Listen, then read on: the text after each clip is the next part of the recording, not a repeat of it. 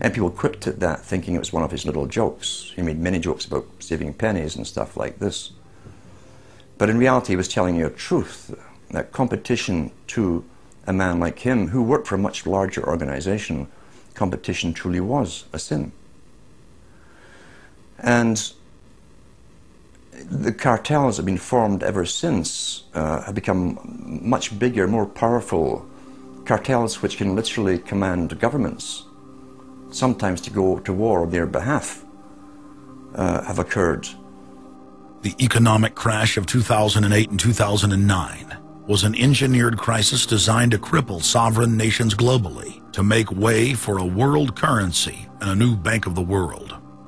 China's holding, what, 1.5 trillion worth. All over the world, they're holding U.S. currencies. They want to get out of them in a way where they're not going to lose on their investments. There's going to be a world currency. There's going to be a new reserve currency. They're going to push it through the IMF. That's going to be the banksters that are going to be in charge of it. It's going to happen, and it's going to happen sooner rather than later. There was also a question to Geithner. Do you think that the U.S. dollar ought to be replaced? And he blew it. He had a moment of candor where he said, yeah, we're considering that. So on that day, the dollar went down 1% within a couple of minutes. Chinese government proposal about a global currency and about the IMF regulations, the new IMF idea about the general agreements to borrow and having a faster ability to disperse to the emerging market. As I understand this proposal, it's a proposal designed to increase the use of the IMF's special drawing rights. And we're actually quite open to that suggestion. Timothy Geithner's comment about global currency is not off the table because it's not off the table and it's going to come. The whole world is ready to bail out of bucks. They just want to do it in a way where they're not going to lose on their investments. That's all that's going on. All the people around the world, the Japanese who have $1 trillion, the Chinese who have $1 trillion, the Saudis have $1 trillion, the Europeans something similar, they're all going to dump it at the same time. The rush for the exits. And that will then create hyperinflation. When America finishes supplying the manpower and the military for standardization of the world into the one system, and they want a secular world society with a hint of greening and Gia worship for sustainability reasons. America, as they're finishing off this agenda, they'll be pulling the rug from underneath Americans at home at the same time towards the latter stages. When the dollar starts to slide, and this was always the nightmare of Paul Adolph Volcker, who is now sitting in the Obama White House, once the dollar starts to go, there's nothing to stop it. There's no useful way that you can stop it once it begins to gather momentum. So I think we're facing the probability of some form of dollar panic combined with hyperinflation sometime during the Obama presidency. They're now pulling the rug away from under the feet of the people. They're becoming rapidly a non-manufacturing country. Any country that can't manufacture its own goods, even for self-defense, therefore is no longer sovereign, independent, and able to sustain itself, which tells you that this is all part of the plan. It started with the very beginning when you established that there was a Federal Reserve System given the power of the state to create money out of nothing and to do so without any regard to the will of the people, without any regard to what's behind the money system. In other words, strictly political and economic motives for the bankers and the politicians. Once you granted that power to a group, the Federal Reserve System, the economic crisis was inevitable. This has happened before. Every time in history when the government was given the power, or a group of banks in conjunction with the government was given the power to expand the money supply at will, those economic systems always wound up in crisis and always collapsed. So there's no reason to believe that the United States was given some kind of a get-out-of-jail-free card, an exemption from the processes of history.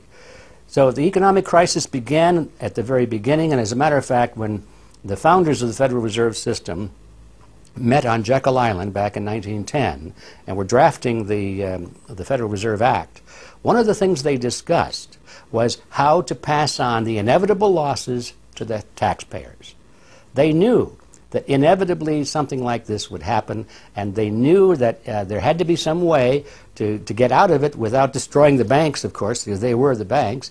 And they said, aha, we'll go into partnership with the government, we'll take our cartel agreement and pass it into law, call it the Federal Reserve Act, and we'll make the taxpayer come online and be responsible to bail us out if and when the failure finally comes. Who's going to soak up the derivatives? Who's going to soak up the debt? Who's going to be penalized? And right now it looks like Wall Street's getting bailed out, and the little guy in the middle of Main Street America are all going to pay the penalty. Can the economy be turning around here? Are happy days here again? And can we actually have growth without jobs? Is this an oxymoron, jobless recovery? We're going into the greatest depression. There will be no job growth. Unemployment will continue to escalate. Along with it, so too will crime, poverty, kidnappings, boss nappings. And the more things spin out of control, the harder the hammer is going to come down by the federal government to keep everyone in control. Power is much, much more important to them than money is. Money is only a way to the means. Power is the end result. The elite's main goal is to destroy national sovereignty and individual independence. To consolidate their grip on power, the banksters create artificial debt bubbles that are mathematically impossible to pay back. These are those sinister, toxic assets, the complex financial instruments that they talk about but never really name. They're paper based on paper.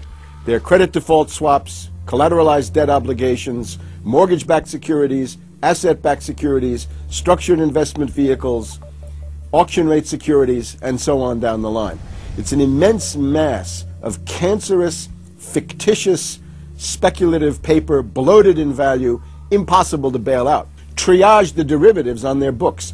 There's no way to bail out a $1.5 quadrillion black hole of derivatives, but nevertheless they tried. The Wall Street cronies are crooks. If you leave the vault to the bank open, these people are going to help themselves. The job of the government is to make sure there's somebody there to make sure the vault is closed, and very few people have the combination.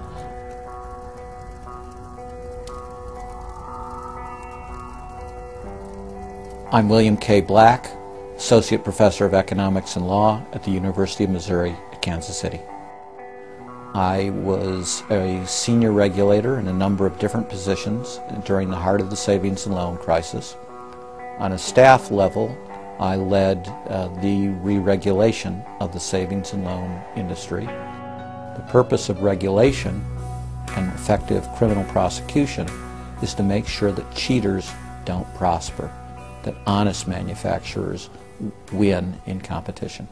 The primary driver of the current crisis is accounting control fraud. These are frauds led by the CEOs of the major lending institutions and major banks and institutional buyers of toxic waste product. How did it start? It started with mortgages, particularly non-prime mortgages. In September of 2004, the FBI warned that there was an epidemic of mortgage fraud, their words, and that this epidemic of mortgage fraud would cause an economic crisis at least as large as the savings and loan debacle if it wasn't stopped.